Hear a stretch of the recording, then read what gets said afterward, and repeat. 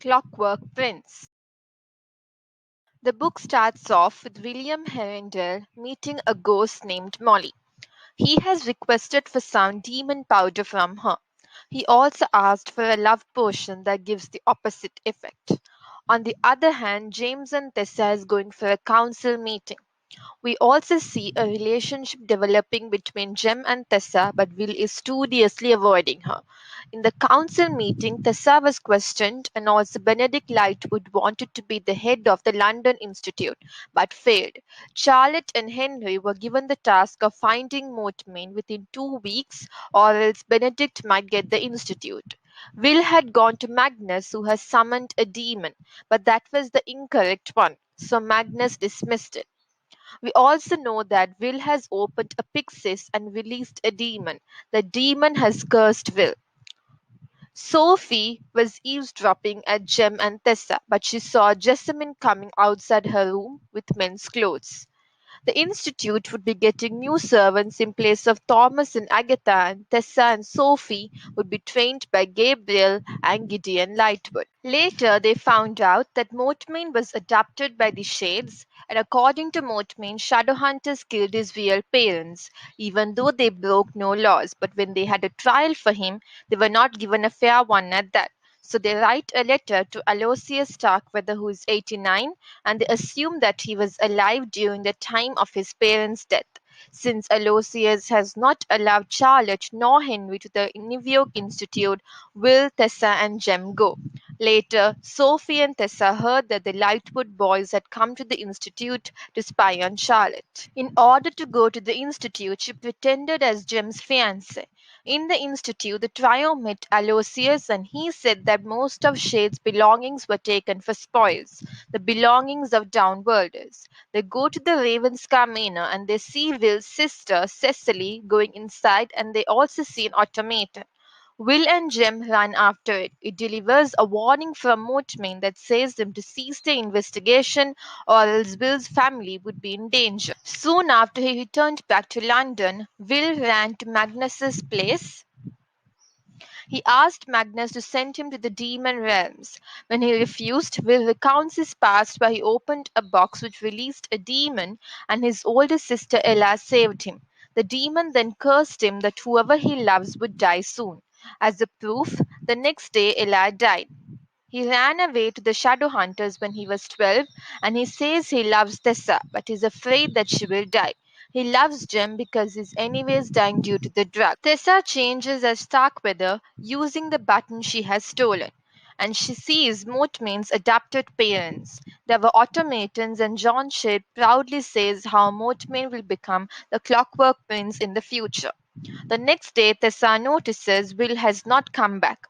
Ragnar comes to the institute and he affirms that he will find the reason behind Mortmain being connected to the Herondales. Later, she receives a letter from Magnus that said her to find Will and not to take it lightly. She goes to Jem and together they find Will in the opium den, drunk. He refuses to come, but finally they take him to the institute.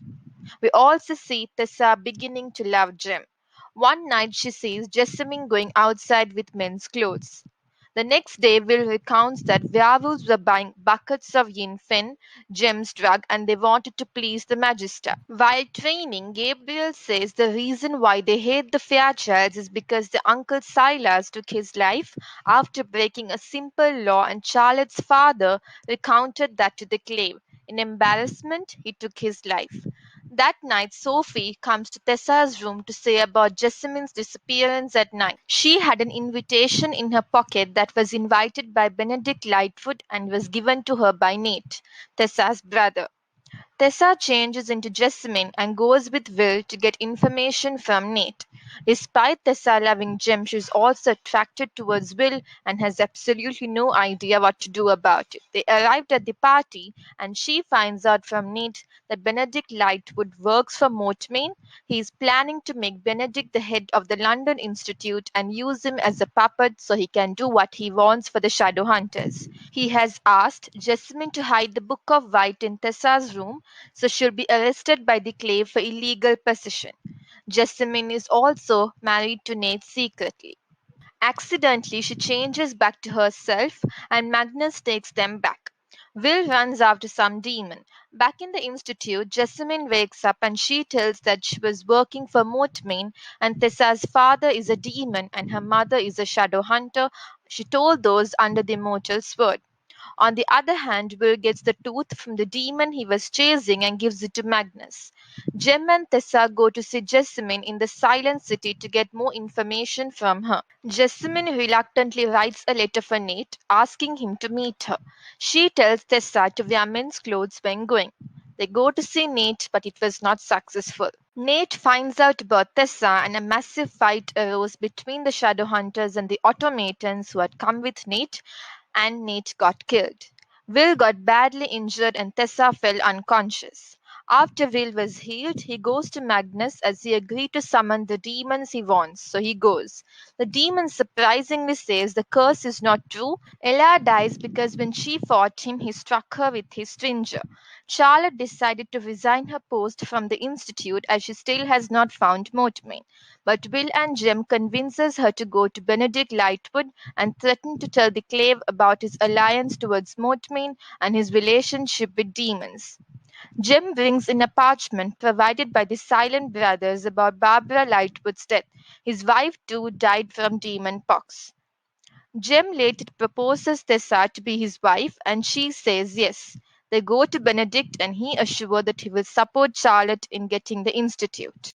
They come back, and Will confesses his love and recounts about his curse and why he avoided love. Tessa tells about Jem's proposal, and Will is heartbroken.